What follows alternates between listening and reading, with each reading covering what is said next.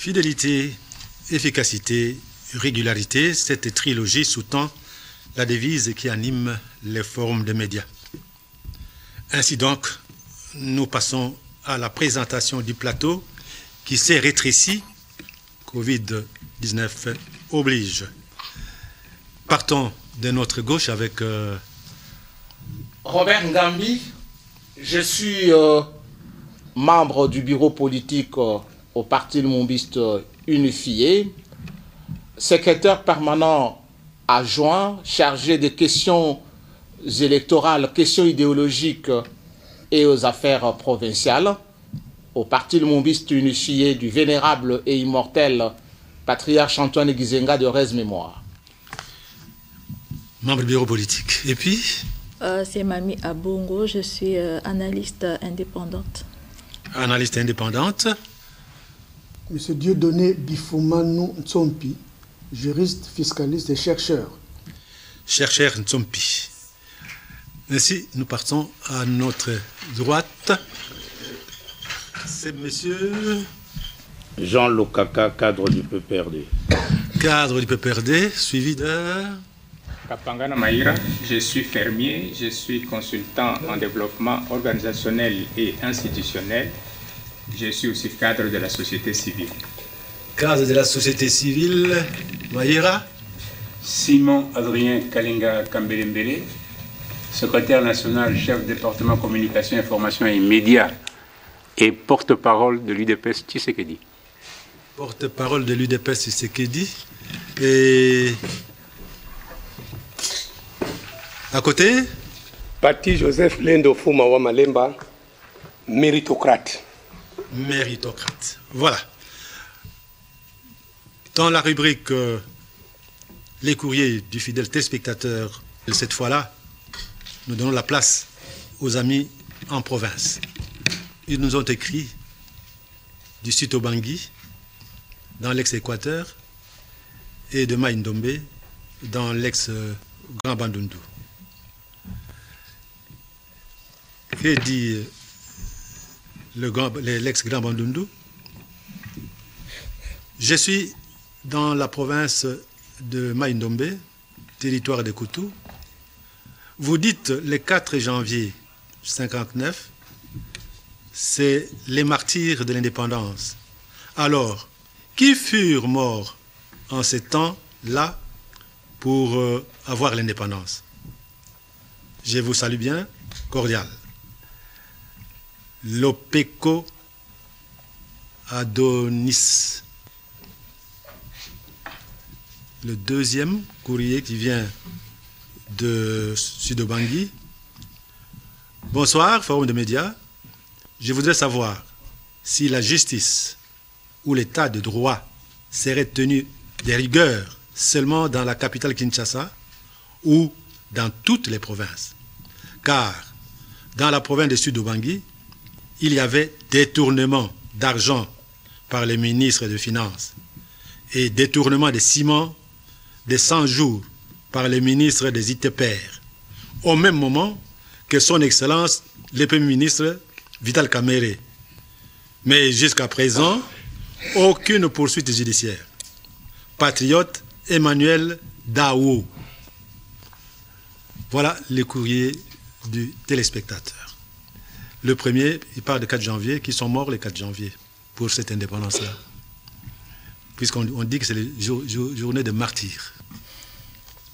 Et le deuxième, il pose problème. Pourquoi? La rigueur n'est qu'à Kinshasa et pas en province. Il y a des tournements aux finances, il y a des tournements aux ITPR. Jusque-là, aucune réaction de Kinshasa. Il y a les juristes, oui. Patilendo, oui, la méritocratie. Merci. Je salue les amis de la province qui font montre de leur sagacité patriotique.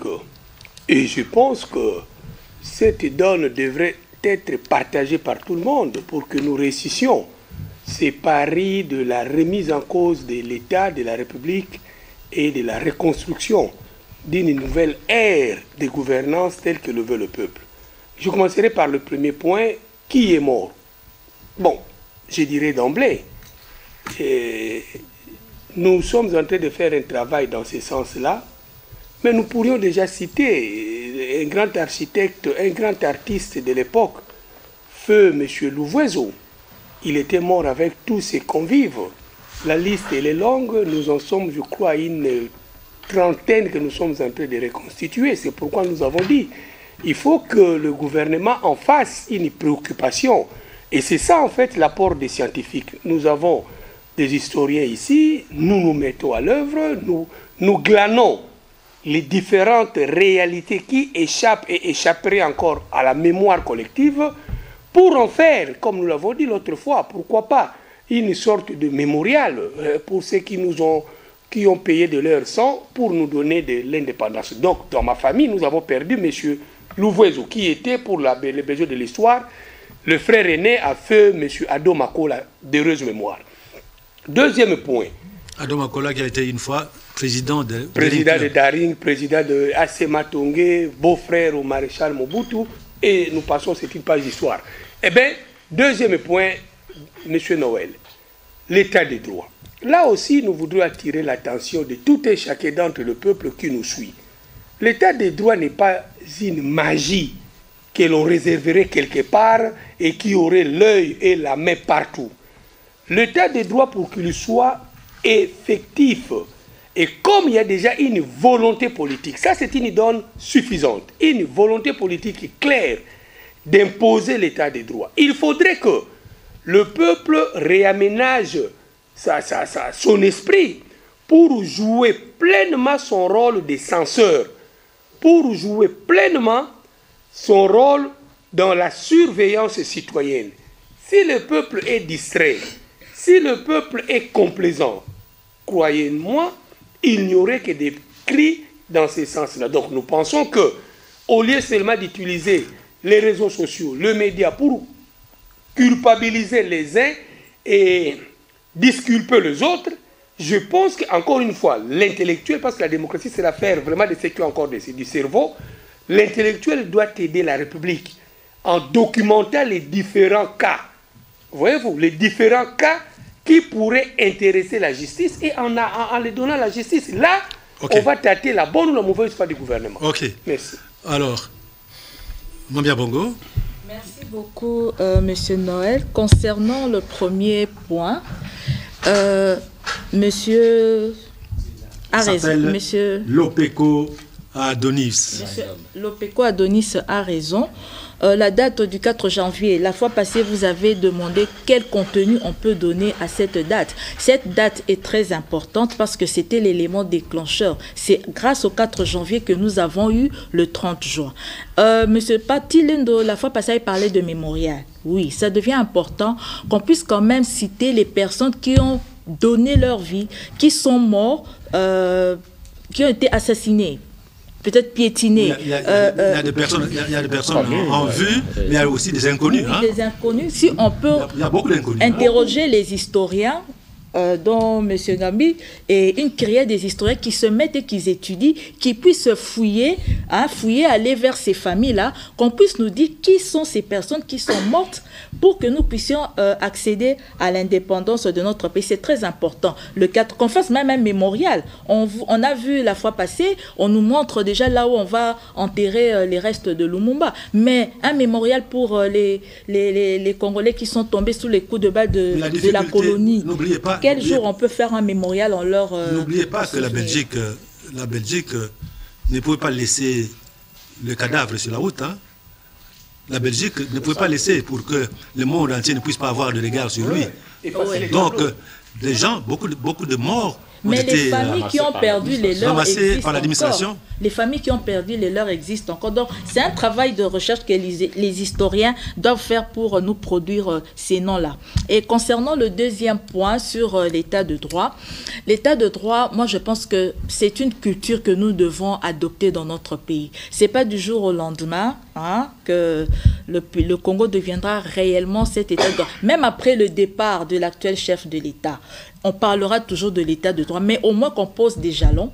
Tous ces ministres véreux qui détournent l'argent, nous avons vu avec le procès du siècle l'année passée, nous avons vu certains directeurs généraux être arrêtés. Malheureusement, on les relâche comme ça. L'exemple le plus récent, c'est ce DG du CEC où il y a des preuves de malversation selon certaines sources, mais après un temps, on dit que voilà, le dossier est vide et on le relâche. Donc, l'état de droit, c'est une culture. Nous devons nous imprégner de cette culture-là et nous dire que petit à petit, on devra respecter les lois du pays. Et lorsque vous tombez sous le coup de vol, de malversation, on doit sérieusement vous inquiéter et si possible aussi restituer ce que vous avez volé. Et si seulement ces genres d'actes sont posés, et vous verrez que la crainte va s'emparer de tous ces dirigeants, tous ces présidents délégués généraux des entreprises, ils auront du mal à mettre la main sur ce qui est à l'État. Donc, M. Emmanuel Dao s'est plaint parce qu'on a détourné les ciments qui devaient construire peut-être des écoles, peut-être des hôpitaux. C'est par des routes, par le ministre des ITPR, dans le sud de Bangui, l'argent détourné. Et jusque-là, M. Emmanuel Dao, Vital Kamere n'était pas le Premier ministre. Quand il a été jugé, il était DIRCAB du chef de l'État. Il est DIRCAB. Il est condamné, non? Non, mais il est DIRCAB. Parlons droit. S'il vous plaît. Il est DIRCAB. Il n'était pas Kamere DIRCAB du chef de l'État. Même en prison. Mais il n'y a aucun acte qui me contredirait. Ah, donc il faut une ordonnance. Ah, mais bien sûr. Ok. Lui parle du Premier ministre. Oui, vous avez raison. Donc, il n'était pas le Premier ministre. Il n'était pas Premier ministre, il était DIRCAB du chef de l'État. La première question sur le 4 janvier. Je pense que vous l'avez souligné tout à l'heure. La difficulté, c'est que l'administration coloniale de l'époque, ce n'est pas la BACO qui a organisé le ramassage de ceux qui ont été victimes de balles de la force publique de l'époque. C'est l'administration coloniale qui s'est arrangée et pour l'enterrement et le ramassage de tout ça. Donc aujourd'hui, pour avoir le nom exact et les familles, c'est un travail de recherche de fonds qu'il faut le faire.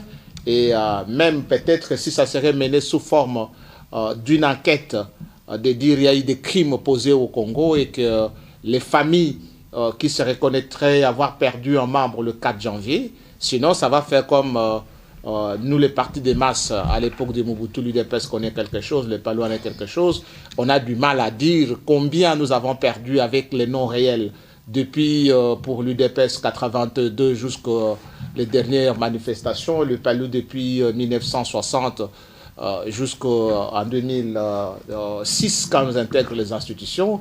Et donc, mais ce qui est vrai, dans beaucoup d'enseignements, on parle beaucoup plus de militants de la BACO. Or, dernièrement, il a été connu qu'il n'y avait pas que le militant de la BACO. À un moment, on voulait la faire comme une histoire de Bakongo. Or, le match de Vita Club avec Mikado, le supporter de Vita n'était pas constitué que de Bakongo. Pas du tout.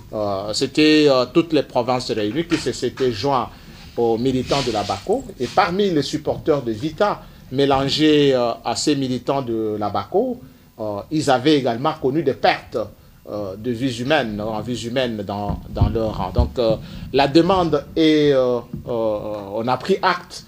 Mais il faut des moyens. Une recherche ne se mène pas d'une façon désintéressée. Il doit y avoir le moyen pour pouvoir atteindre ces objectifs. Quand vous menez une enquête autour de morts, autour des victimes, vous devez être sécurisé par la République. Vous devez avoir le moyen pour le faire. Vous devez avoir des objectifs. Soit vous faites une thèse autour de tout ça. Vous pouvez faire des investigations. Soit vous faites une publication d'un livre pour le faire. Donc, plusieurs Congolais, même les non-historiens, peuvent mener des investigations. Je sens que Méritocrate a déjà commencé ce travail qui peut servir un jour. Celui qui a besoin d'avoir une thèse en mémoire ou une publication sur le 4 janvier pourrait bien s'en servir.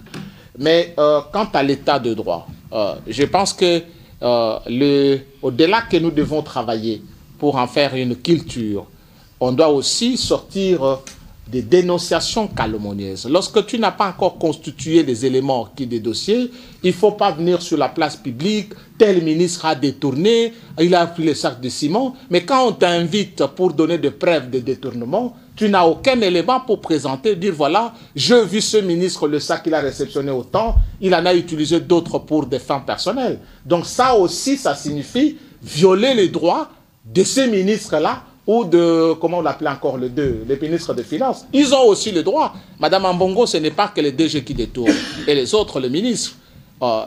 Les gens qui sont, qu'on appelle des services des impôts, les Sunter et les Roth, les grands détourneurs, quand vous allez dans tous les États, regarde la vie des douaniers. Vous allez à Matadi, ils ont même un quartier. Qui minore les recettes de l'État? Ce ne sont pas des ministres, ce ne sont pas des DG, mais ce sont les services d'impôts. La grande corruption réside dans ces mondes-là. Vous avez 3 régies qui sont censées mobiliser les fonds pour les comptes de l'État. Quels sont ces ministres à qui on donne le frais de fonctionnement sont déterminés? C'est connu dans les rubriques budgétaires. Les ministres, les frais de fonctionnement, par exemple, c'est 80 millions.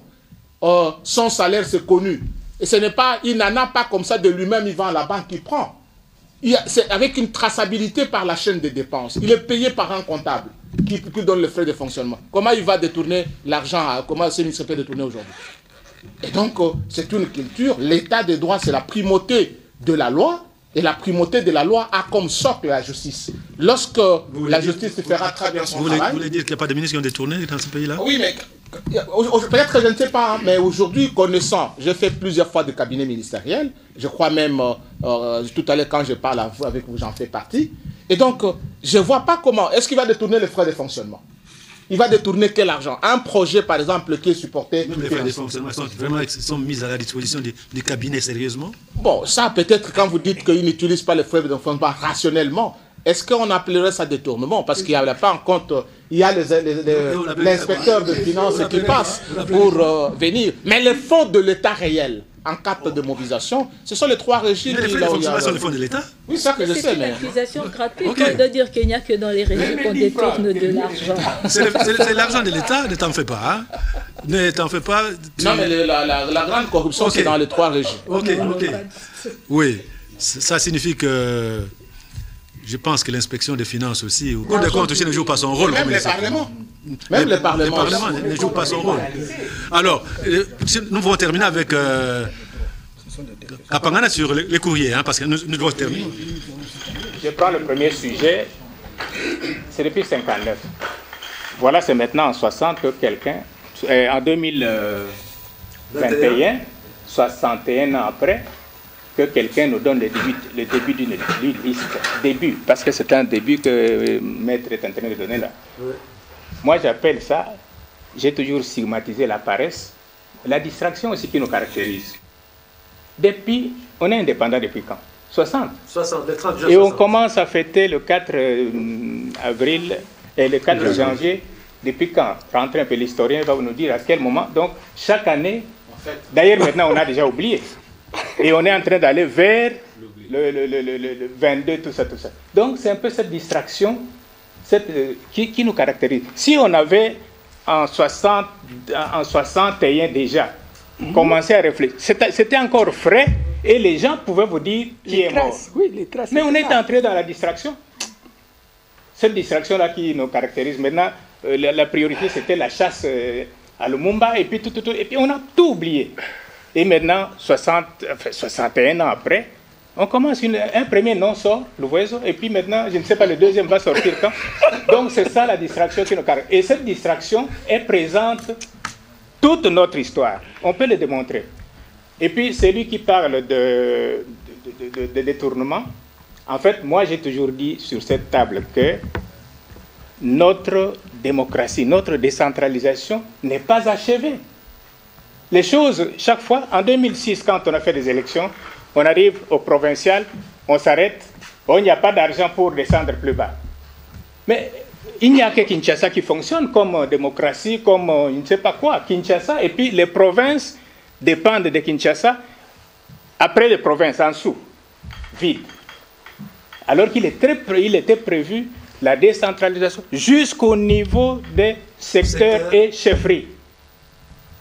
si aujourd'hui, pendant toute cette crise-là, si toutes ces institutions locales étaient en place, je pense que les gens seraient capables de gérer leurs entités à la base.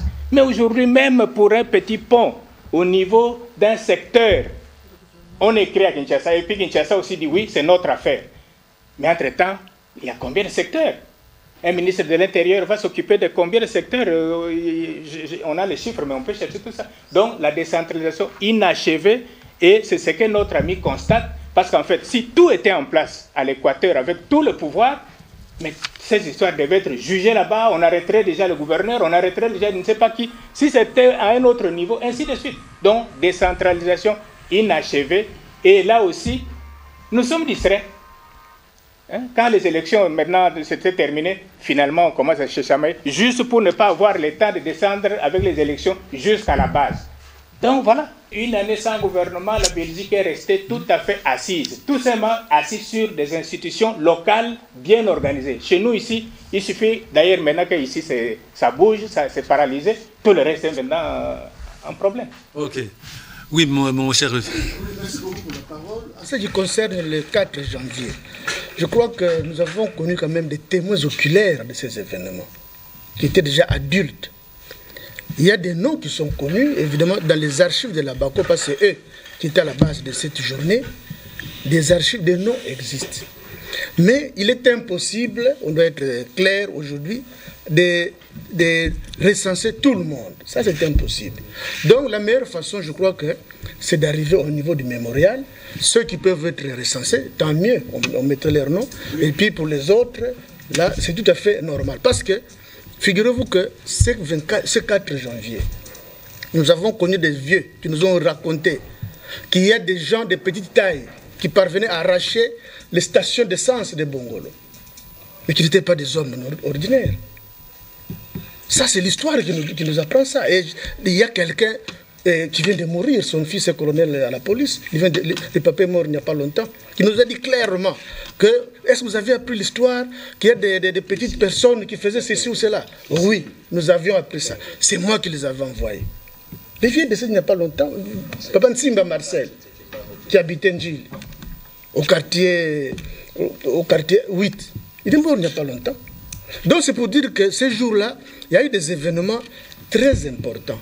Mais c'est un fait détonateur tout simplement pour rapprocher l'indépendance. Donc dresser un mémorial pour eux, ça serait une très bonne chose pour les pays afin que les gens disons, aillent se ressourcer là-bas. Mais ce qui concerne l'état de droit, mais l'état de droit ne se limite pas simplement aux finances. Même dans les finances, on ne doit pas être superficiel quand on analyse cette affaire. On croit que les finances, c'est là où il y a des détournements, oui. Mais les détournements commencent par qui et par où? Par les contribuables. Ce commerçant, au lieu de verser 1000 à l'État, il verse seulement 300. Mais il a déjà détourné. Mais est-ce qu'on fait allusion à tout ça? On vous dit que selon nos recherches, sur les 100% des potentialités fiscales de notre pays, ce qui est recouvré ne représente pas 30%. Tout est... Alors, qu'est-ce que vous direz, vous êtes des impôts, les systèmes d'impôts déclaratifs? C'est rien, ce sont des petites théories. Nous, s'il faut aborder l'affaire, ce n'est pas par là que nous allons commencer. La raison pour laquelle, c'est un débat. J'ai même écrit sur ça, nous, techniciens et praticiens. Mais les gens, comme ils ne lisent pas, ils croient que non, ce sont les régies financières qui détournent tout. On ne dit pas que dans les régies financières, il n'y a pas de mauvaises choses. On ne dit pas ça. Mais dire qu'il y a beaucoup de personnes qui disent ça. Donc ça, c'est vraiment... c'est comme si on abordait la question partiellement. Alors que la culture fiscale, la culture des impôts dans notre pays n'est pas encore installée. C'est un grand chantier. Donc, au lieu de condamner simplement tel et tel, œuvrons d'abord pour développer cette culture et les conséquences viendront. À ce qui concerne les droits mais il y a beaucoup d'autres cas. Même quand on désobéit à la police. Mais c'est violer les droits aussi. Dernièrement, il s'est passé un incident à Louosi, par exemple. Il y a une marche aujourd'hui à Louosi. Pourquoi? Parce qu'un inspecteur de l'auditorat est allé arrêter un citoyen qui n'est pas militaire. Le citoyen a résisté et l'inspecteur en question a tiré. Heureusement que le monsieur a esquivé la balle, il n'a pas attrapé. Et la population a marché ce matin. Mais là aussi, ce n'est pas un problème d'argent, mais c'est un problème aussi d'état de droit. Donc, on doit aborder ça sur tous les angles. Ok. Le caca, si on peut vite aller. Je vous remercie, mais moi, je suis en train de méditer les 4 janvier. C'est la même chose. Qui ont participé à la Première Guerre mondiale? Nos grands-parents. Ils sont connus. La Deuxième Guerre mondiale, parce que nous avons gagné la victoire d'Assosa, Gambela et les autres, parce que le nom Tabora et tout.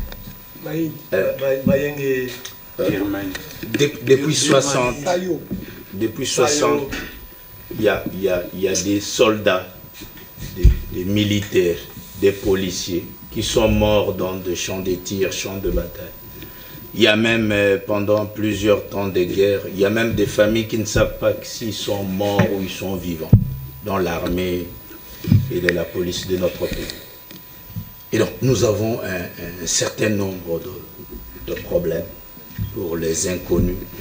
Il y a des familles qui, 20 ans après, ils ne savent pas si papa qui était policier ou militaire est vivant ou mort. Et tout ça, je crois que la synthèse dans ce que le président de la République a parlé du plan stratégique de développement et d'industrialisation du pays. Ici, nous avons le plan, Maître Paty de la méritocratie, Robert Ngambi de la recherche scientifique, puis les scientifiques vont étudier dans le plan ce que nous pouvons faire pour tous ces morts, comment les identifier, comment faire. Je crois que la réponse, c'est dans ce plan. Mais ce plan doit intégrer l'identification, M. Boufoun-Manipel. Quand tu es dans Wall Street, vous avez l'idée des opérateurs économiques et des contribuables. Alors, comme nous n'avons pas de carte d'identité, c'est un problème très sérieux. Corneille Moulumba est né où? Fils de qui? D'où? Il doit avoir un numéro. Ce numéro-là va le lier à l'impôt. Avec l'informatisation, on sait que pendant 10 ans, il n'a pas payé. S'il achète une parcelle, la parcelle est liée par le nom de Corneille Moulumba, informatisé. S'il a un problème de justice, directement, on sait que c'est Corneille Moulumba. Dans l'informatisation, on a parlé de numérique, numérisation. Donc, dès lors que vous n'avez pas de gens identifiés, comment vous allez maximiser? Parce que si les Congolais sont 1 million, alors, si on perçoit 10 $, par exemple, d'impôt, vous avez l'argent naturel pour le trésor public. Hormis les taxes, et la personne physique qui serait personne morale est identifiée. Et vous avez un serveur central. Ça ne va pas échapper. Je crois que c'est un problème d'administration. C'est un problème technique d'organisation sociétale. Pas seulement. Une administration organisée, modernisée, hiérarchisée. Parce que, peu importe, même dans la famille, si vous n'avez pas identifié le nombre d'enfants, comment vous allez acheter le pain? Donc les Congolais doivent être identifiés et organisés. À ce niveau-là, nous saurions combien ça coûte. Même la police, quand vous visitez d'autres policiers à l'étranger dans des formations, c'est un secteur de beaucoup d'argent. L'armée, c'est le secteur de production. La stratégie, c'est militaire. Le système d'informatisation des États-Unis, c'est dans l'armée. Les médecins, les ingénieurs, à quoi sert notre génie militaire? Ça produit quoi? Il faut avoir une société étrangère pour bâtir les routes. Mais ces militaires chôment dans des camps. Comment produire les uniformes des militaires, l'armée? Il y a un problème d'organisation. Je crois qu'ici, peu importe nos tendances politiques et autres, il y a un problème d'organisation sociétale. Notre société de demain, au regard des enjeux, Covid ici, Pourquoi? On vous empêche de voyager pour vous organiser chez vous. C'est un enjeu mondial. Il y a des pays où il y avait un embargo pour se développer. Maintenant, Covid, ici, nous réfléchissons au-delà de tout. C'est une organisation interne. Les chefs ne vont pas voyager, les ministres non plus. Qu'est-ce que nous devons faire à l'interne pour une production locale?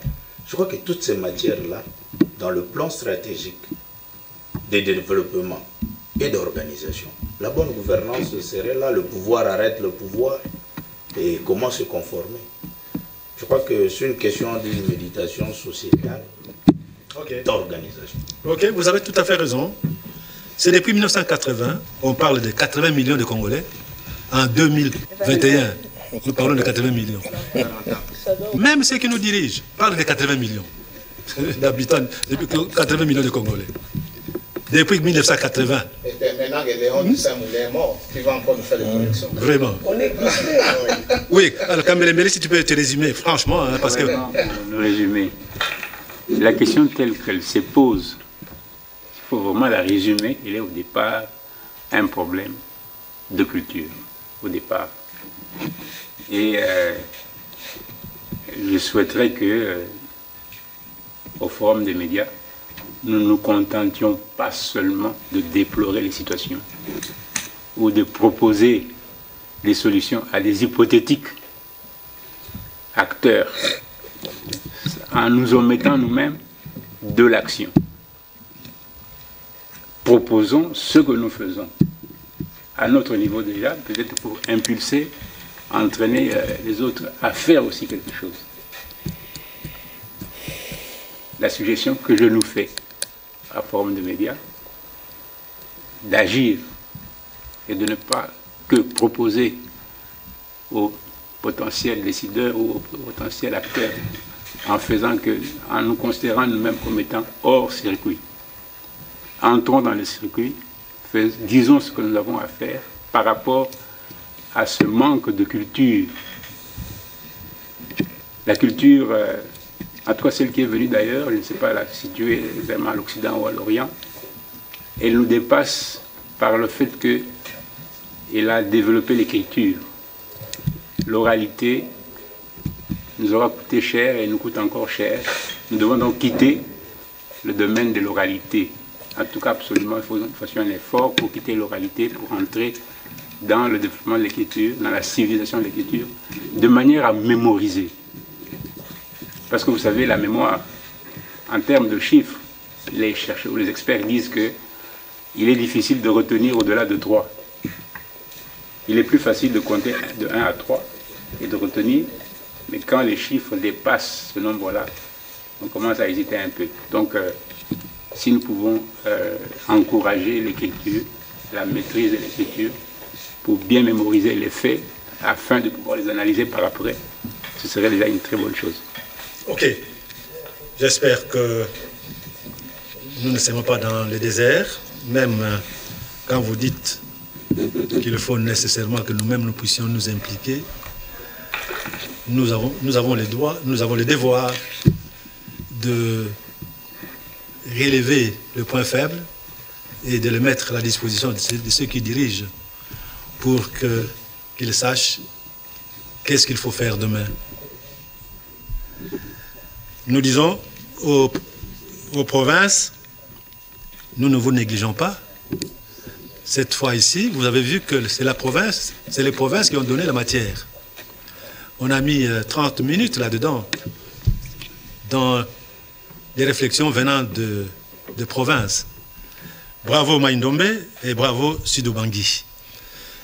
Alors, depuis mercredi passé, le plus puissant État du monde a connu un changement, un nouveau président, 46e président américain, est investi. Alors pour l'élite congolaise que vous êtes, pensez-vous que ces changements à la tête de cette puissance mondiale pourraient être bénéfiques pour la République? Quels sont les signes qui pourraient annoncer cela? Oui, monsieur Ngambi. Bon, c'est un président d'un État étranger. Je crois de temps en temps, vous revenez à dire qu'entre les États, il n'y a pas d'amis, il n'y a que d'intérêts. Et dans le cadre de la politique internationale, les puissances garderont toujours cette nature naturelle d'être puissance et de dominer les autres. Donc, qu'il soit Biden, qu'il soit Trump sortant, il aura cette tendance d'être hégémonique, exploitant le plus faible et même arrachant au moins nanti. Ça, c'est un principe de la suprématie des États. Alors, ce qu'il faut faire pour l'instant, c'est qu'il faut, dans cet océan de turbulences, comment le Congo peut nager, entretenir des relations avec le puissant et en tirer des dividendes. C'est l'approche qu'il faut avoir dans le cadre de notre diplomatie avec le puissant, de manière que nous puissions en tirer des profits comme les autres. Quand vous prenez Singapour, quand vous prenez Hong Kong, quand vous prenez beaucoup plus d'États d'Asie, vous allez comprendre que c'est la technologie américaine. Ce sont des capitaux américains qui ont fait développer tous ces petits pays émergents. L'architecture, le capitaux, l'investissement qu'il y a là-bas, la technologie, et c'est américain. Mais l'Afrique, principalement l'Afrique noire, n'a pas encore bénéficié de cette connaissance, de cette technologie qui est devenue une valeur universelle. La science, la technologie sont devenues des valeurs universelles. C'est tout simplement question de bien vous positionner pour en tirer et en profiter. Ils viendront chercher le coltan. C'est un minerai stratégique. Ils viendront toujours chercher le cobalt congolais. C'est un minerai stratégique pour les États-Unis. Mais qu'est-ce que le Congo profitera des États-Unis? J'aimerais qu'on sorte de cette diplomatie qui se limite à un soutien politique. Nous allons te garantir le soutien politique, mais avec une économie qui vous laisse pauvre, avec une population qui vous laisse pauvre. Les États-Unis ont eu cette approche, beaucoup plus l'approche depuis la guerre froide, de vous garantir un maintien au pouvoir politique. Mais ils ne vous donnent pas beaucoup d'argent pour ce qui concerne l'Afrique noire, pour pouvoir construire les infrastructures, pour pouvoir développer le chemin de fer, construire des bateaux ainsi, rentabiliser les potentiels naturels. Les Congolais se posent toujours des questions, c'est depuis le début de la Première Guerre mondiale, depuis 1906, qu'à travers l'Union minière du Haut-Katanga, qui a commencé à produire la première tonne du cuivre à l'Union minière du Haut-Katanga, que l'Amérique, surtout les États-Unis, sont présents ici. Mais rarement qu'on a vu un bâtiment poussé, on vous dit c'est construit par les Américains. Rarement qu'on a vu le tronçon de route au Congo, on vous dit la route Kasumbalesa arrivée à tel, c'est construit par les Américains. Rarement on a vu une grande école moderne, on vous dit c'est construit par les Américains. Or ça fait plus de 100 ans de coopération avec cette grande puissance.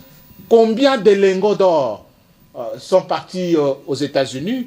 Combien de tonnes de cuivre, combien de tonnes de cobalt exportées aux États-Unis, consommées? Et pourquoi pas l'uranium? L'uranium, qui a fait la et bombe tout ça, la bombe atomique. Mais en contrepartie, qu'est-ce que le Congo a gagné? Probablement, je dirais, en termes d'évaluation, ça serait très faible. Aujourd'hui, il faut inverser la diplomatie. Ayons beaucoup plus une diplomatie économique avec les États-Unis qu'une diplomatie qui se limiterait sur le plan politique, avec la tendance de l'ambassadeur qui est encore là, comment on l'appelle, Zita, qui vous fait beaucoup plus de charme politique que de charme... Hammer. Hammer. Il est beaucoup plus dans le charme politique. Mais pourquoi tu l'appelles Zita?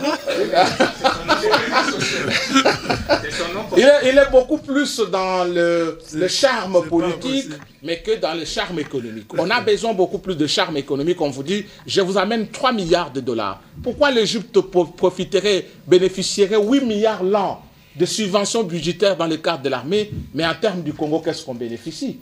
C'est beaucoup plus cet aspect que le président de la République, que nous soutenons. Je vous annonce officiellement que le Palou a pris l'adhésion au sein de l'Union sacrée. Et donc, je ne sais pas parler de deux branches, mais nous allons l'accompagner beaucoup plus à orienter la diplomatie vers les aspects économiques pour que les routes se construisent, les chemins de fer se construisent. Merci. Ok, alors, du haut de l'expérience de l'ancien ministre de Plan, que dirait-il avec les changements à la tête de l'administration américaine?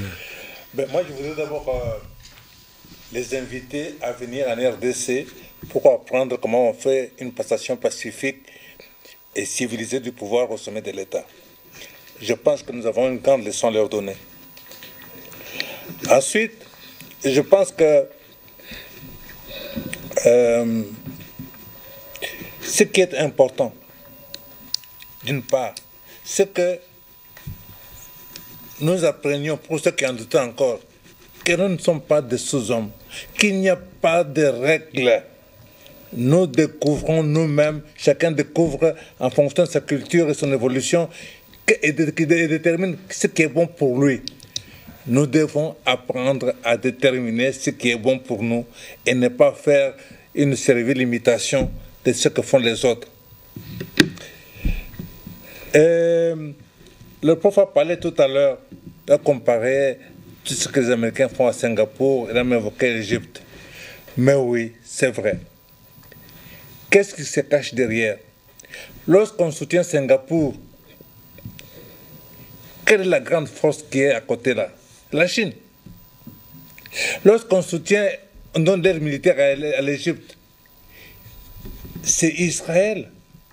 Israël a reçu beaucoup d'aide, et reçoit beaucoup d'aide. Israël figure au budget des États-Unis. Pour des raisons géostratégiques évidentes. Il n'est pas possible que les États-Unis, c'est pas logique, viennent nous aider, puisqu'ils viennent prendre presque gratuitement ce que nous avons. Donc ne nous attendons pas à ce qu'ils viennent nous aider. Nous devons créer en interne les conditions de collaborer, de négocier les intérêts mutuels. Et vous ne pouvez pas négocier les intérêts mutuels si vous êtes faible.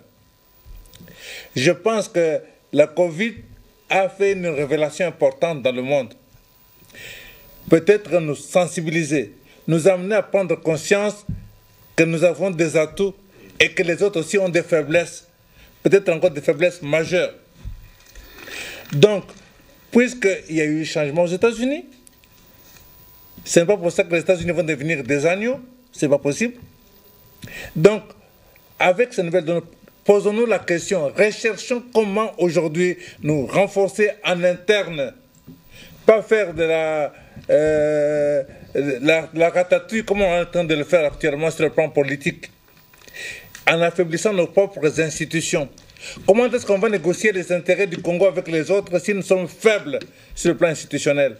Donc, ayons conscience que nous ne pourrons défendre les intérêts, nous ne pourrons tirer profit de tous ces changements dans le monde que si en interne nous consolidons notre démocratie, nous consolidons nos institutions, c'est-à-dire en faisant le contraire de ce que nous faisons aujourd'hui.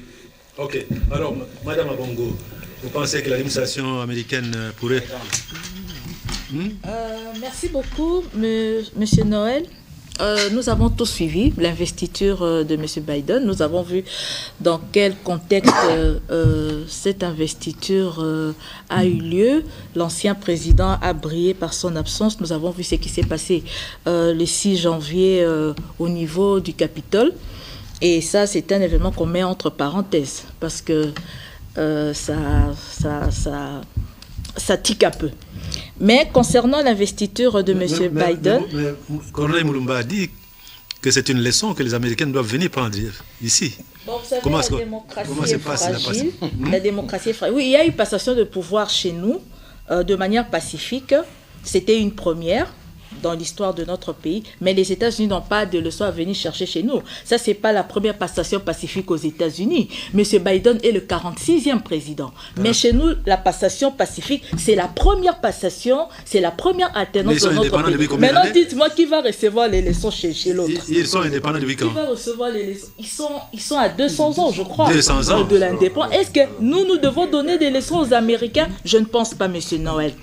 Ce que j'ai remarqué, M. Noël... C'est que Trump a fait. Oui, c'était une honte, mais c'est un individu. C'est un individu, on n'a pas à épiloguer trop là-dessus. Ce que j'ai remarqué dans cette investiture, M. Noël... Qu'est-ce que le Congo tire comme profit? Attendez d'abord, un fait que j'ai constaté. M. Biden prend le pouvoir, M. Noël. Le même jour, il signe des ordonnances. M. Biden n'est pas allé fêter, hein, mais ici en Afrique, quand un président prend le pouvoir, c'est la fête jusqu'au lendemain. On va se saouler. Ça, c'est une leçon que nous devons tirer. Et concernant la vice-présidente, c'est un honneur pour la femme. Ça veut dire une femme ambitieuse et capable d'arriver au sommet. Et c'est que je demanderai à Mme Kamala, qui est une femme de race. Parce que l'avantage avec Biden, il travaille avec tout le monde. Les hommes de race, les Africains. Et vous voyez avec le secrétaire d'État à la Défense, c'est un Afro-Américain, le général à la retraite. J'aimerais que cette femme soit vraiment une interlocutrice pour l'Afrique. Étant donné qu'elle est une femme de couleur, qu'elle puisse penser à l'Afrique et aux États-Unis, bien sûr, parce qu'elle est de là. C'est pas rationnel. C'est le sentiment. Ça, c'est pas le sentiment, c'est mon analyse. Ça n'engage que moi. Elle est la première femme vice-présidente, s'il vous plaît. Pas blanche, mais une femme de couleur. Et pour le Congo, on a dit tout à l'heure, les États-Unis est une référence pour la démocratie. Mais quand ils viennent dans notre pays, il n'y a pas longtemps, on a intégré la Goa, on a réintégré la Goa. Et les relations entre les États-Unis et la République démocratique du Congo, moi je pense que nous devons partir d'un plan. On doit élaborer un plan de développement économique à soumettre aux Américains. On doit quand même traiter avec eux. On ne doit pas tout accepter qu'ils viennent nous assujettir. Non, on doit parler d'égal à égal, État à État. On a dit tout à l'heure, les États n'ont que des intérêts. Nous devons voir quel est notre intérêt auprès des États-Unis. Les États-Unis connaissent leur intérêt chez nous.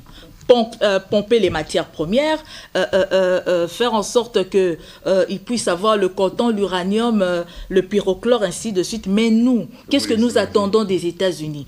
Procédons de la manière que nous ayons un plan de développement économique à leur soumettre et leur dire voilà, c'est ce que nous voulons. Parce qu'il n'est pas seulement leur laisser venir prendre tout chez nous, mais qu'est-ce que nous tirons des États-Unis? Un soutien politique, oui, mais sur le plan économique, qu'est-ce que nous gagnons? Mais c'est pas, Ngabe a parlé tout à l'heure, il n'y a pas de route construite par les États-Unis, il n'y a pas d'école construite par les États-Unis. Mais qu'est-ce que nous gagnons concrètement avec notre relation par rapport aux États-Unis? Donc nous devons réfléchir, nous devons aller plus loin. N'est pas seulement nous cramponner sur des événements, mais allons dans la profondeur, savoir ce que nous voulons avec nos partenaires bilatéraux et multilatéraux. Rapidement, nous allons passer à autre chose. Hein. Nous avons des problèmes plus sérieux et internes aussi. Alors, vous voulez dire, M. Kambele-Mbele? Non, je vais seulement dire que les États-Unis, c'est un pays à économie libérale. Vous voulez gagner quelque chose des États-Unis, vendez-leur ce que vous voulez leur vendre. Ils vous ont remis dans la Goa. Accord commercial préférentiel. Apportez à vendre, ils vous donneront l'argent. C'est pas autre chose. Trade, ils préfèrent. Je crois que depuis au moins 5 présidents américains, je ne sais plus lequel qui a commencé, qui dit l'Amérique veut, l'Amérique veut. S'il vous plaît. Le commerce et non pas l'aide. Nous sommes dans le Goa, comme tu dis. Nous voulons vendre. Est-ce que nous sommes arrivés déjà à nous préparer pour que nous puissions fixer les prix de ce que nous devons vendre? Mais vous ne demandez pas à celui qui va acheter de vous préparer à l'affronter. C'est quand même pas ça. Mais non, nous vendons. C'est quand même pas ça. Nous vendons. Vous vendez quoi? Est-ce que vous vous mettez à la hauteur du marché? C'est ça la question. C'est notre faiblesse. Je vous pose la question. C'est notre faiblesse. C'est la question que je vous pose.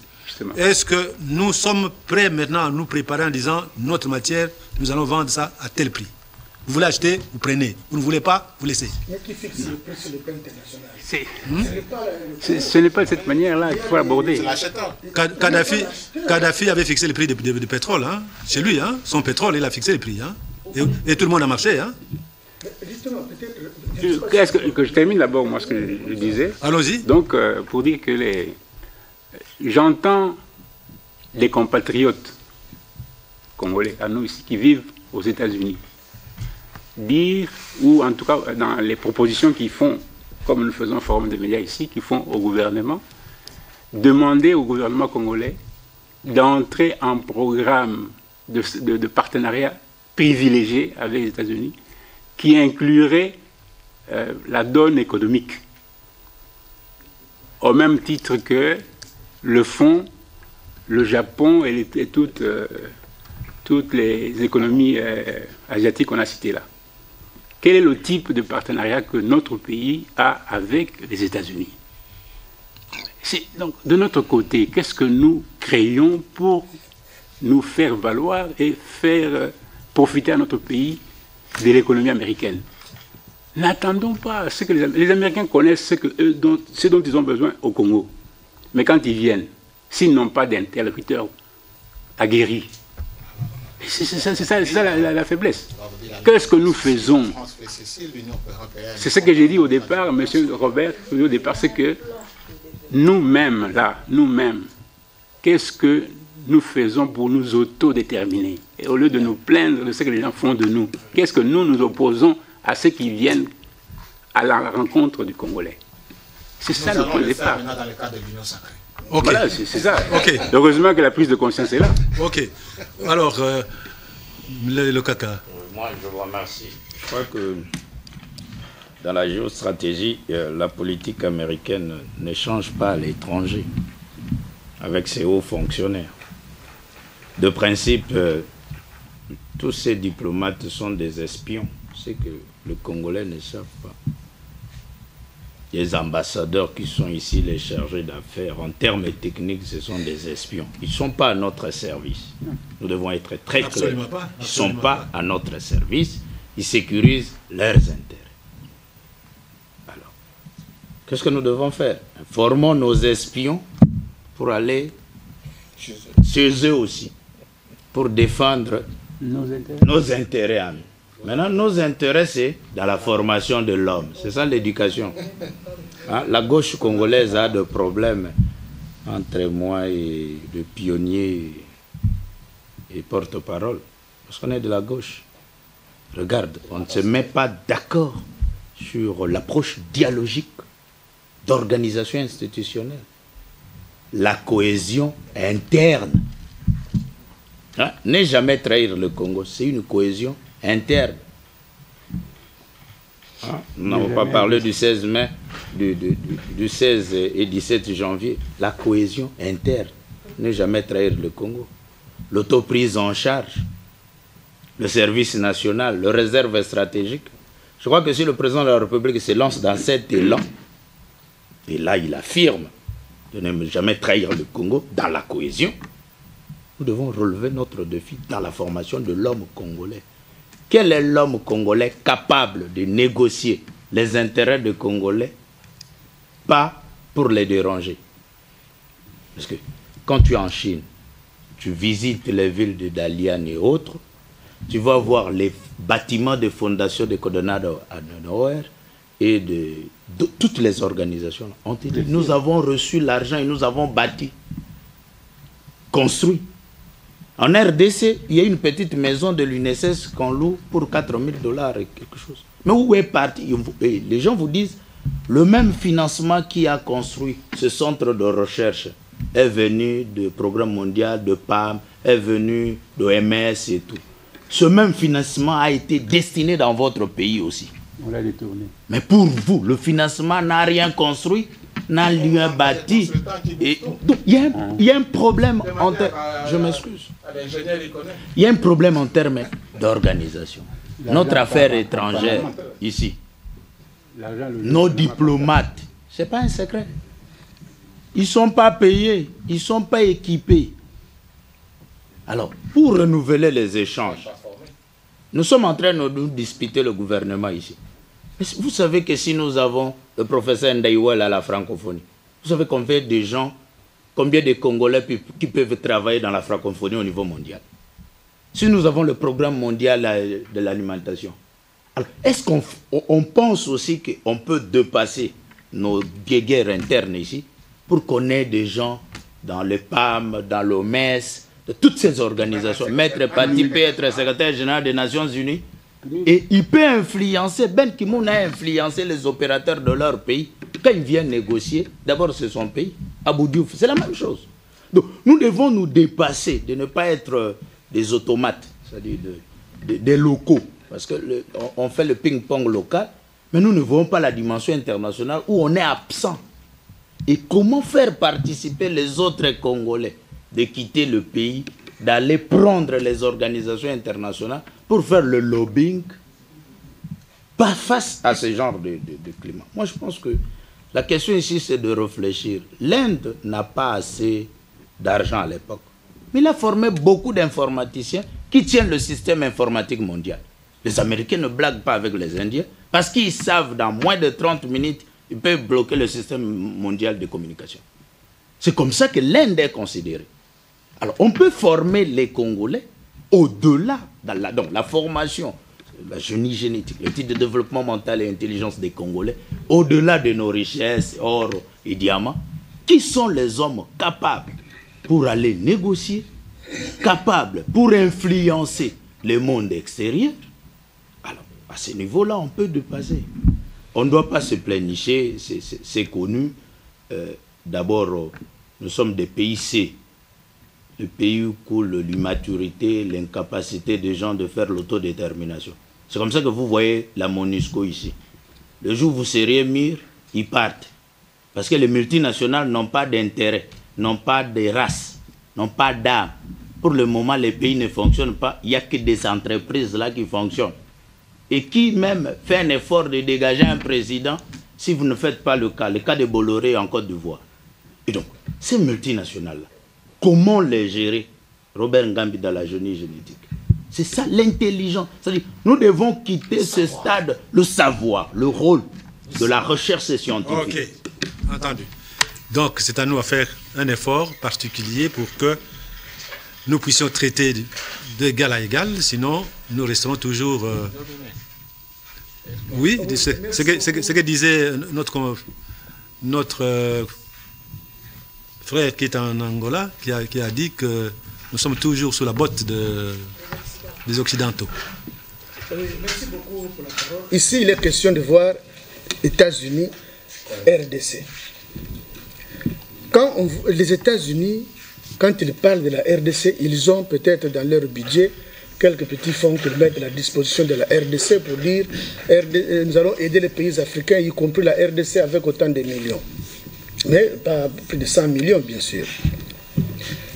Comme tout le monde l'a reconnu, dans le monde, il y a, dans les relations entre États, il y a plus de problèmes, il y a principalement les problèmes des intérêts. Ça, c'est connu. Maintenant, tel que les Congolais réfléchissent, c'est comme s'ils attendent que les États-Unis disent « Congolais, je vous aime beaucoup, voilà 500 millions, introduisez dans votre budget pour faire ça et ça et ça. » Et même quand on analyse cette relation, ou que les Congos disent « Bon, moi je vais vous vendre les minéraux à autant. » Mais là, nous entrons dans les business tout simplement. Mais combien d'entreprises américaines sont ici pour le moment? Il y avait Tenke Fungurume, qui était la plus grande entreprise du pays. Tenke Fungurume, la plus grande entreprise du pays. Vous pouvez mettre Régie des Eaux, SNEL, CEP Congo ensemble, vous n'allez pas atteindre le niveau de Tenke Fungurume. Mais Tenke Fungurume, les Américains, qui étaient majoritaires, ont vendu les actions aux Chinois. Donc les Américains n'ont plus rien ici. Les minéraux, ce sont les Chinois qui dominent dans le domaine des minéraux. Et les Chinois et les Américains, c'est deux peuples différents. Maintenant, comment imposer les prix? Mais comment nous allons imposer les prix? Parce que les prix sont imposés sur le plan international. Et vous devez vendre dans cette fourchette-là. Vous ne pouvez pas aller au-delà. Bon, maintenant, pour que nous puissions tirer profit de nos minéraux, mais le président Kabila a fait un grand travail en ce qui concerne la réforme du code minier. Là, au moins, le Congo peut se retrouver. Mais vous savez, quelle bagarre le monde là, a fait contre lui. Et jusqu'à présent, ce code n'est pas encore opérationnel à 100%, même pas à 60%. Donc, c'est un problème. Et puis, dans le monde du business, nous avons combien de Congolais qui évoluent dans le domaine minier? Pourtant, c'est un domaine très important pour nous. Mais combien de Congolais évoluent là-bas? Presque rien. Ce sont, pardon? Ils sont désintéressés. Et nous sommes désintéressés. On se contente d'être sous-traitants, tout ça. Mais rien. Okay. Et quand les autres viennent maintenant prendre ce que nous avons, nous nous plaignons. On ne doit pas nous plaindre. C'est ainsi que nous devons approfondir nos problèmes. Parce que souvent, le constat que j'ai toujours fait, on traite les problèmes d'une façon superficielle. Et raison pour laquelle on ne parvient pas à avoir la solution. Ok. Donc, concernant les investissements des Américains, vous savez que depuis toujours, les Américains n'ont jamais eu le goût d'investir ici. Ils ont fait les General Motors. Ils ont mis ça dans des maisons préfabriquées. Ce n'est pas dans des bâtiments solides. Hein. Ça signifie qu'ils savaient qu'ils vont partir. Quand on fait le travail en bâtiment préfabriqué, ça signifie qu'ils n'ont pas envie de rester. Ils sont venus prendre et puis partir. Ils l'ont fait Goodyear. Goodyear, vous savez qu'est-ce qu'ils ont fait? Ils avaient une usine de fabrication de pneus au Libéria. Ça ne marchait pas très bien. Ils avaient des milliers de pneus. Et ils ont ouvert une maison en préfabriqué aussi, à Kingabwa, là. Ils ont importé tous ces pneus de Libéria ici. Dès qu'ils ont vendu tous ces pneus-là, qui étaient fabriqués au Libéria, alors ils sont partis, Goodyear disparaît. Donc voilà, les Américains, Tenke Funguru, mais c'est la même chose. Donc avec les Américains, quant au prix, je dis bien, je répète, Kadhafi a imposé les prix du pétrole de la côte de Libye. Et le monde a acheté à son prix, au prix de Kadhafi. Houphouët-Boigny a imposé les prix des cacao en Côte d'Ivoire. Et le monde a acheté au prix de Côte d'Ivoire. Donc, dire que c'est le monde qui fixe les prix sur le plan international, nous avons aussi le pouvoir de fixer nos prix. Ça dépend de votre position. Ça dépend des produits. Donc, mais tous les produits que nous avons, quel est le produit que nous pouvons... Oui. Parce que, au départ, nous disons que l'économie américaine est une économie libérale. Une entreprise américaine, quand elle va s'installer quelque part, elle a déjà fait son étude du marché, elle sait ce qu'elle va gagner, combien de temps elle va investir. Donc, c'est planifié. Ils n'agissent pas par sentiment. Oui, là, c'est pas une réponse, ça. Non, c'est une réponse à la mesure. Simon, ce n'est pas une réponse. Quand le pays comme le quand vous venez, nous devons discuter. Vous venez pour combien de temps? Voilà, vous êtes là. Mais ça se discute. Mais est-ce que de notre côté, on a posé toutes ces questions? Est-ce qu'on pose des questions? Quand ils viennent, ils savent combien de temps ils font faire. Bon, mais alors, nous, est-ce que nous posons? On s'est posé ces questions. D'accord. Nous devons apprendre. Maintenant, nous devons savoir comment discuter avec ces gens. Nous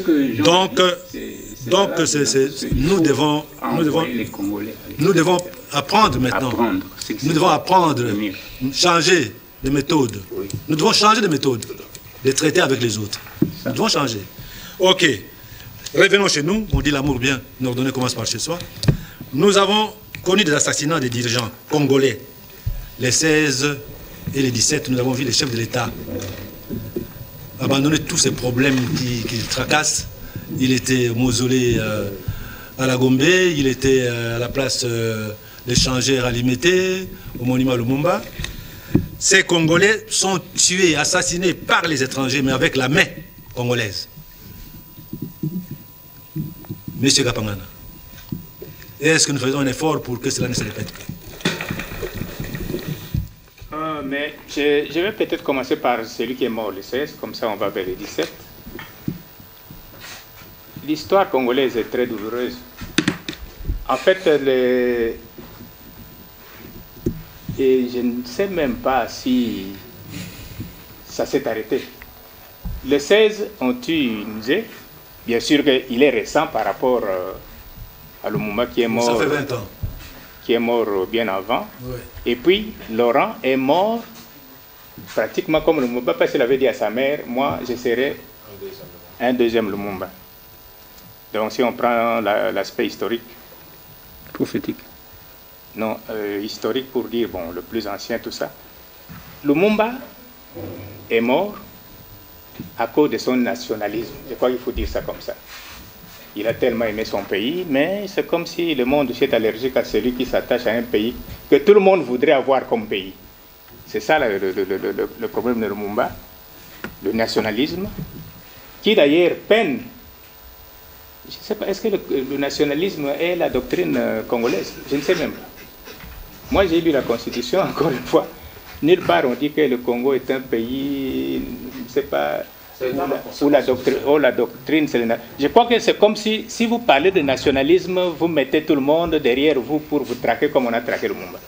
Donc on a peur de mettre le mot nationalisme. On a dit, d'ailleurs vous l'avez dit ici, Congo État de droit, c'est pas nouveau.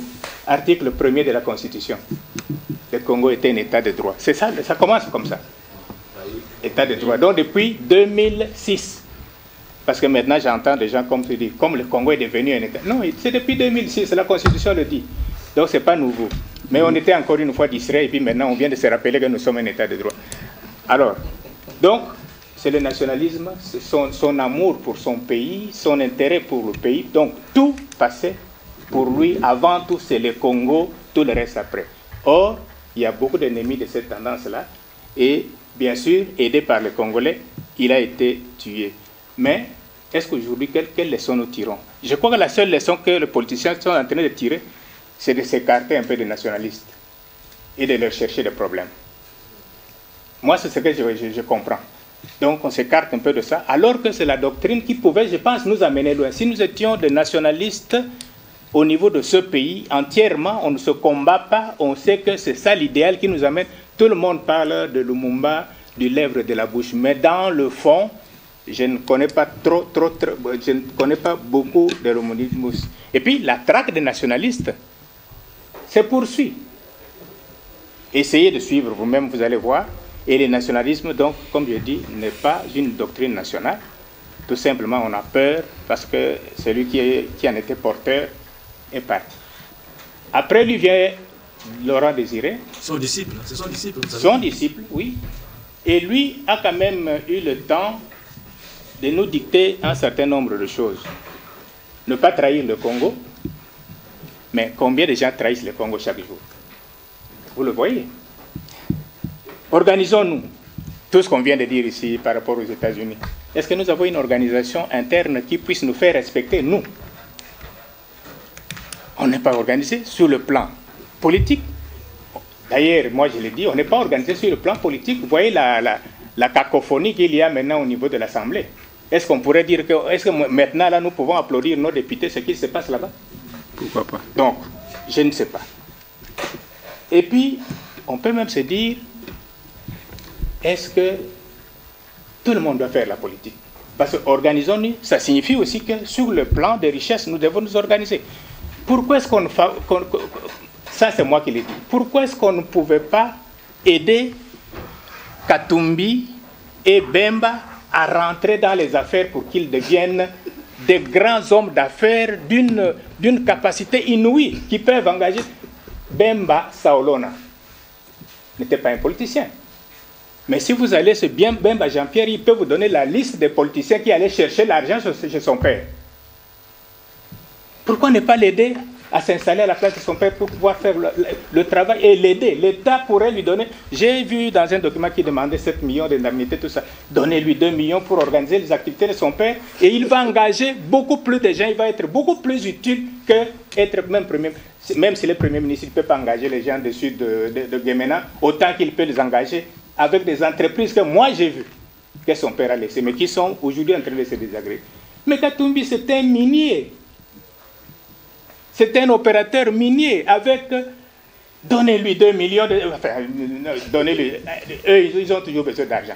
Mais qu'il s'installe dans son domaine, plutôt que de venir sur cette assiette politique, tout le monde veut toucher à ça. Moi, je me dis, organisons-nous, c'est ça aussi. Ayons des gens dans le secteur minier qui sont congolais et qui s'affirment là-dedans.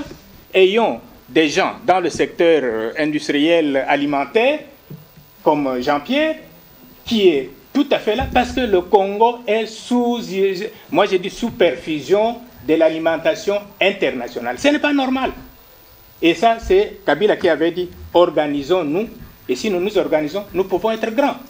Mais on ne s'organise pas, on ne fait que se chamailler. Et comment voulez-vous que nous puissions... Donc voilà, les leçons de le nationalisme que le Lumumba nous a laissé peine à se confirmer, et la doctrine de s'organiser pour pouvoir être grand, pour pouvoir voir grand, pour être respecté, que Kabila a laissé, peine aussi à prendre. Et nous sommes là. Voilà, je crois que c'est ça dans un premier temps. Alors, monsieur Méritocratie, vous pensez que nous avons tiré des leçons sur les assassinats des Congolais, des dirigeants congolais, par les étrangers en utilisant la main congolaise? Bon, il n'y a jamais eu de procès digne quant à la mort de Lumumba. Je ne me ferai pas une religion sur des supputations que l'on raconte. Il n'y a jamais eu pas non plus de procès digne pour Mouzé Kabila.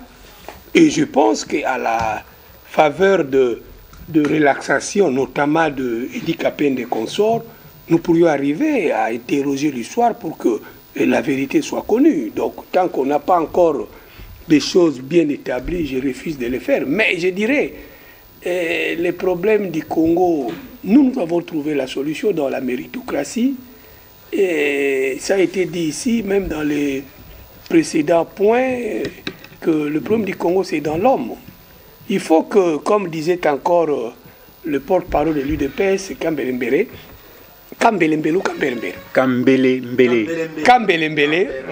il disait ça.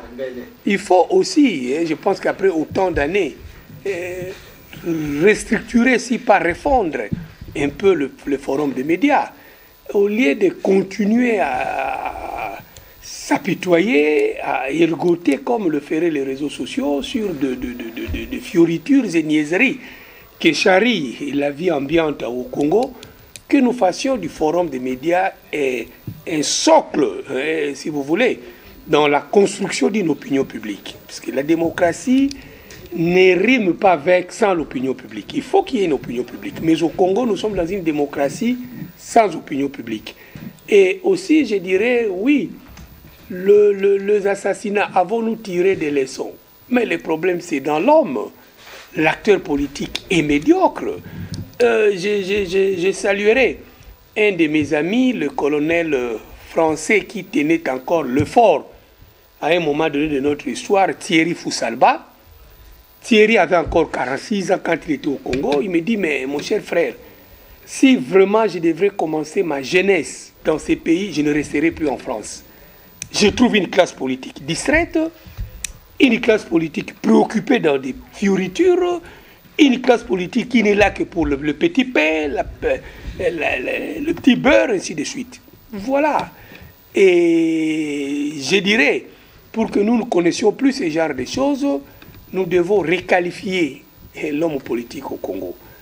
Voyez-vous, ça a été dit, ce qui intéresse l'homme politique congolais, c'est le raccourci au bonheur. Et là, je termine en disant, avec le Sphinx, c'était vers les années, je crois, 88 ou 89, nous étions encore de jeunes étudiants engagés dans les combats contre le maréchal, dont j'appartenais par moment à la famille par alliance avec Feu Adomakola. Mais nous avons combattu le maréchal parce que nous sommes dans les principes. Nous sommes allés voir le Sphinx à Limité. Mais papa, je l'ai dit, papa, j'étais avec les enfants Mobutu. Ils m'ont posé la question. Vous qui voyez encore notre tonton, posez-lui la question, quel qu'il cherche. Il était tellement chéri par Mobutu. Il avait tout ce qu'il pouvait avoir. Mais pourquoi il s'est détaché de son frère et il s'est fait aujourd'hui le violent opposant à notre système? Et Tshisekedi avait dit, d'heureuse mémoire, l'histoire peut me contredire si jamais j'ai tombé dans la bassesse de ne pas dire la vérité devant le public. Eh bien, le président Tshisekedi avait dit quelque chose de fondamental. Chers jeunes, vous êtes encore jeunes, étudiants en droit, bravo. Tant que vous continuerez à prôner la culture de valeur, vous devez vous détacher de certaines pesanteurs matérielles de la vie. Fin de citation. Ok. Alors, rapidement, que dirait monsieur deux assassinats de dirigeants congolais par les étrangers en utilisant la main congolaise? Noël, l'année dernière, sur ce même plateau, j'avais regretté le fait que le président de la République n'était pas allé s'incliner au mausolée de Mzé et à la messe de Lumumba. Je dois, par honnêteté politique, saluer aujourd'hui le fait qu'il ait posé ce geste. Je pense que c'est un geste très important pour la cohésion nationale. Ceci dit, nous utilisons les termes, mais sur le plan pratique, nous n'allons pas plus loin. Nationalisme, état de droit et j'en passe, mais sur le concret, nous venions de parler des prix des matières premières.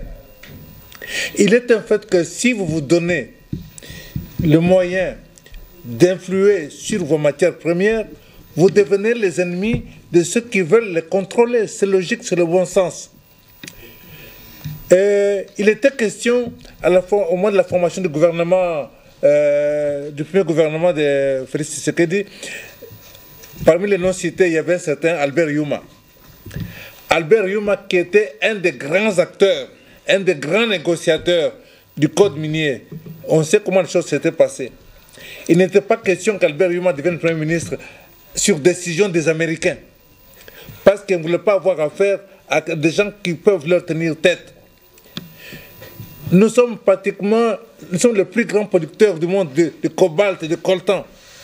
Donc nous pouvons fixer le prix. Nous pouvons décider que nous ne vendons plus notre cobalt, notre coltan pendant X temps parce que les prix ne sont pas bons pour nous. Et vous verrez que le chef de l'État qui osera dire ça, qui osera faire ça, sera un ennemi. Sera considéré comme ennemi, traité de communiste et de tout ce que vous voulez. Aujourd'hui, nous négocions, nous nous ouvrons aux troupes américaines, nous nous ouvrons aux troupes françaises, européennes, tout ce que vous voulez. Alors nous sommes des amis. Vous ne voyez pas, vous l'avez dit tout à l'heure, pas d'entreprise française, pas d'entreprise belge, pas d'entreprise américaine, mais on nous apporte l'aide militaire, on signe des ententes militaires. Pour quelles raisons? Quel intérêt pour nous aujourd'hui? Nous ouvrons des écoles de guerre aujourd'hui là. Pour quel intérêt? Pour combattre les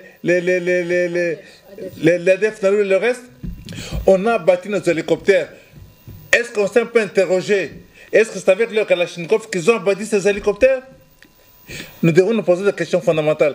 Il est clair que sans cohésion interne, nous n'irons pas loin. L'excès de cohésion interne, vous avez souligné tout à l'heure, on n'a pas mis sur pied les institutions locales. Le gouvernement, ça fait 3 mois qu'il ne se réunit pas. Le Parlement, on tourne en rond. La justice a des problèmes avec des contestations des juges à la Cour suprême. Comment voulez-vous que dans ces conditions-là, nous puissions, face aux troupes, face aux pays étrangers, nous imposer ou en tout cas être forts pour négocier? Notre président de la République va être demain président de l'Union européenne. Il va arriver là, de l'Union africaine, excusez-moi, il va arriver là-bas alors que dans son pays, le gouvernement ne se réunit pas depuis 3 mois, que le Parlement tourne en rond et ainsi de suite. Tout ça, cet affaiblissement nous empêche de négocier valablement les intérêts de notre pays. Donc je pense qu'effectivement, nous pouvons arriver à quelque chose. Commençons, réveillons-nous, ne soyons pas distraits. Les autres, on le répète, ne font que nous imposer leur volonté parce que nous sommes faibles, parce que nous affaiblissons, parce que nous nous fragilisons nous-mêmes. Ok. Donc, pour un petit rappel, vous savez que ce n'est pas seulement le Lumumba que les étrangers ont tué. Les étrangers ont tué Kimbangu. C'est les étrangers. Les étrangers ont tué Kim Pavita. C'est les étrangers. Les étrangers ont tué Misiri. Donc, plusieurs. Le roi de Bayekes. Donc, c'est plusieurs. La liste reste longue. Et c'est à nous à comprendre comment nous pouvons agir. Aujourd'hui, nous sommes face à un problème qui préoccupe la classe politique. La grosse machine qu'on appelait hier machine électorale FCC, maintenant l'FCC est en train de... Alors, pourquoi c'est couac dans l'FCC? Nous avons fait appel à un membre de l'FCC, à la personne de Maître Loumeya, que tout le monde connaît, ancien ministre. Il a réfléchi. Il nous a révélé pourquoi c'est couac aujourd'hui. Et nous allons l'écouter, nous allons réfléchir. La semaine prochaine, Nous reviendrons pour développer. Honorable Meya, vous êtes, avant d'être politicien, vous êtes juriste de formation, vous êtes avocat, mais vous appartenez à une grande famille qui était une machine électorale qu'on appelle FCC. Aujourd'hui, est-ce qu'il y a les couacs dans FCC et pourquoi ces couacs? Oui, il y a les couacs dans les FCC. Cela est dû aux événements actuels annoncés par le président de la République. Vous savez que nous étions aux élections. Le pays a donné des majorités. La majorité parlementaire, le peuple congolais l'a confiée au FCC. La majorité présidentielle au CACH. Nous avons signé un contrat de partenariat pour gouverner ensemble avec les CACH. Subitement, le président, pour des raisons qui lui sont propres, a rompu l'alliance qui nous unissait avec les CACH. Et aussitôt, il a annoncé qu'il voulait une nouvelle majorité parlementaire. On ne peut prendre cette majorité qu'au sein de FCC. L'existence de cette nouvelle majorité était assortie de menaces. Que si il n'y a pas une nouvelle majorité parlementaire, on va dissoudre l'Assemblée nationale. Vous savez que tout le monde a peur du chômage. Hein? Les députés aussi ont eu peur. Beaucoup de députés ont cédé. Ils ont traversé ce qu'on appelle la transhumance. Ils sont partis rejoindre la nouvelle majorité qu'on appelle la vision du président de la République. Bon, ça crée beaucoup de désordre sur la scène politique. Beaucoup de députés de FCC quittent notre navire pour aller rejoindre la nouvelle majorité. Il nous faut un homme fort. C'est comme ça que nous sommes en train de réfléchir qu'au vu de la situation actuelle, la seule personne capable pour freiner cette transhumance, c'est le président honoraire Kabila.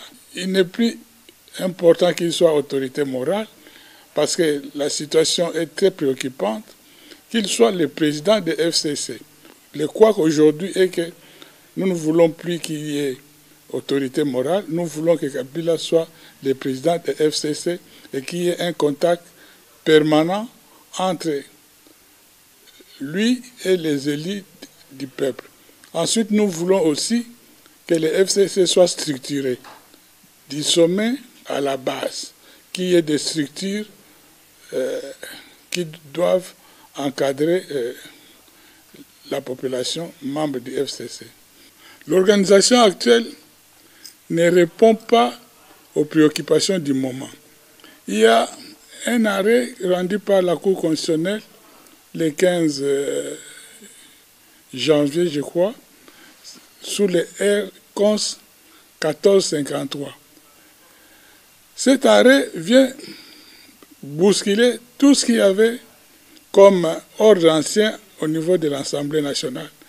Avant, pour appartenir à l'opposition ou à la majorité, c'est votre parti politique ou votre groupe parlementaire qui décidait. Mais maintenant, sous l'empire de ces nouveaux arrêts, c'est le député lui-même qui décide son appartenance politique. Il peut être élu député IDPS, je donne l'exemple, arrivé à l'Assemblée nationale, il change pour devenir PPRD. Pourquoi? Parce que l'autorité judiciaire vient de rendre un arrêt qui libéralise presque les opinions de chaque député. Et ça, c'est un arrêt qui vient révolutionner le comportement au niveau de l'Assemblée nationale. C'est positif? C'est positif, c'est négatif, parce qu'on libère l'opinion, les opinions des députés et les votes, mais il faut que les députés, l'homme politique, soit discipliné. Sinon, je crois que beaucoup de partis politiques qui auront financé l'élection de leurs députés, arrivés à l'Assemblée nationale, ils changent Kazakh, ils vont dans l'autre bord. Et là, ça va décourager ceux qui financent les partis politiques, parce qu'il n'est pas sûr que l'élu va garder le comportement ou la ligne de conduite de notre parti politique. Parce qu'il est libre, pendant les 5 ans qu'il va siéger à l'Assemblée nationale, de lever des options, parfois des options qui ne concordent pas avec les partis. S'il y a discipline au niveau des partis politiques, il n'y aura pas de désordre. Mais s'il n'y a pas de discipline, c'est comme ça que nous voulons que l'ancien président de la République, Joseph Kabila, militaire, qui a passé beaucoup de temps au sein de l'armée, il est un homme, je crois, pour le moment, c'est lui qu'il faut à la tête de FCC, pour que tous les membres du FCC adoptent un comportement qui ne va pas trahir le vote de nos électeurs. Parce que si nous n'adoptons pas ce comportement, ça va créer beaucoup de couacs. On ne sait plus, quand il y a un événement, quel sera le comportement de tel député. Parce qu'il est libre d'exprimer ses opinions, tantôt à gauche, tantôt à droite, et ça crée un désordre. Donc c'est une expérience qui sera une expérience pas très encourageante dans la situation actuelle du pays, où il y a le chômage, où le vote est monnayé. Alors, est-ce que le député deviendra quelqu'un comme une femme libre qui sera là en s'offrant au plus offrant? C'est la question que nous nous posons. Mais il faut que l'homme politique, surtout le député national, soit un homme discipliné, un homme qui a des convictions politiques, qui sait que j'ai été élu sous l'étiquette FCC, il faut que je reste pendant 5 ans dans le FCC, au lieu d'arriver au niveau de l'Assemblée nationale, on change, on devient majorité présidentielle, sans avoir posé la question aux électeurs. Ça, c'est une tricherie. Alors, pour le commun des mortels, pour les citoyens congolais qui suivent la scène politique, pour l'FCC, on dit que vous êtes à la base du désordre. C'est vrai ou faux? Nous ne sommes pas à la base du désordre. Parce qu'il y a eu élection. Ces élections ont eu lieu, que ce soit les élections présidentielles ou les élections législatives. C'est à la même date, à la même heure. On remettait des bulletins. Les bulletins pour élire le président de la République et les bulletins pour élire les députés nationaux. S'il y a des ordres, donc c'est les 2 élections qui ont été mal organisées. On ne peut pas imputer cela seulement aux élections législatives. Alors, qu'est-ce que vous conseillez aux hommes politiques demain? Demain, nous devons être des hommes politiques responsables, les hommes et des femmes de conviction. Ne pas être comme des flots, des mers, qui est balancé tantôt à gauche, tantôt à droite. Nous devons savoir que la vie politique a des hauts et des bas. Quand nous traversons le désert, nous devons rester unis. Mais on ne peut pas rester dans un parti politique en croyant toujours qu'on va vivre des moments zérés. Il arrive qu'on passe des moments difficiles. L'IDP, c'est un exemple. Ils sont passés 34 ans de traverser du désert. Aujourd'hui, ils sont au pouvoir. Nous devons les féliciter. C'est leur tour. Que nous ne puissions pas arracher les pains des membres de l'IDPS. Quand l'IDPS combattait, ils étaient presque abandonnés. Mais aujourd'hui, c'est tout le monde qui veut s'approcher. Ça décourage, hein, vous savez, parce que ce sont les mêmes qui étaient avec Kabila hier. Aujourd'hui, ils trouvent beaucoup de qualités dans les chefs du président de la République. Ensuite, moi, je donne aussi l'exemple du président AI de l'IDPS, Kabound. Kabound était avec nous. Il a eu des problèmes au niveau de l'Assemblée nationale. Par au moins 340 voix, nous avons voté pour son départ du bureau de l'Assemblée nationale. Le même Kabound quitte, il ne siégeait plus, il se venge, il monte son coup pour faire partir le bureau. Les mêmes qui ont voté contre Kabound, il lui trouve des qualités. Aujourd'hui, c'est Kaboun qui pilote les 340 députés qui avaient voté contre lui. C'est-à-dire que c'est un homme de conviction. Nous devons trouver des gens comme ça qui ne se découragent pas, qui croient qu'il est dans le bon, il doit tenir. Mais les autres, tantôt vous êtes à gauche, tantôt vous êtes à droite, on ne parvient pas à vous situer. C'est comme ça que nous, au niveau de la PECO, nous avons décidé que nous puissions rester dans les FCC, mais nous demandons la restructuration des FCC pour que nous puissions nous adapter à l'ère du temps. Maintenant qu'il y a beaucoup de problèmes au pays, il faut qu'il y ait de vrais compatriotes qui restent stables dans leur coin pour mener les combats, afin que nous puissions gagner demain. La victoire viendra si nous sommes disciplinés. Mais si nous ne sommes pas disciplinés, je crois que ça sera difficile. Le temps qui nous a été imparti est bien terminé. Nous disons, prenons rendez-vous la semaine prochaine. Le pays vous appartient. Vous n'avez que ces Congos-là. Vous pouvez aller en Amérique, vous pouvez aller en Asie, vous pouvez aller en Australie, mais on n'est nulle part mieux que chez soi.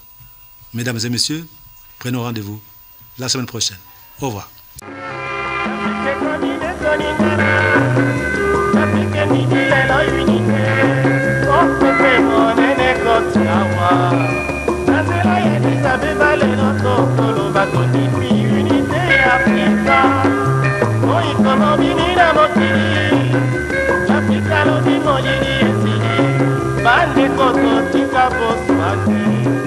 Naboyo kani bobi sona tebo tuki baba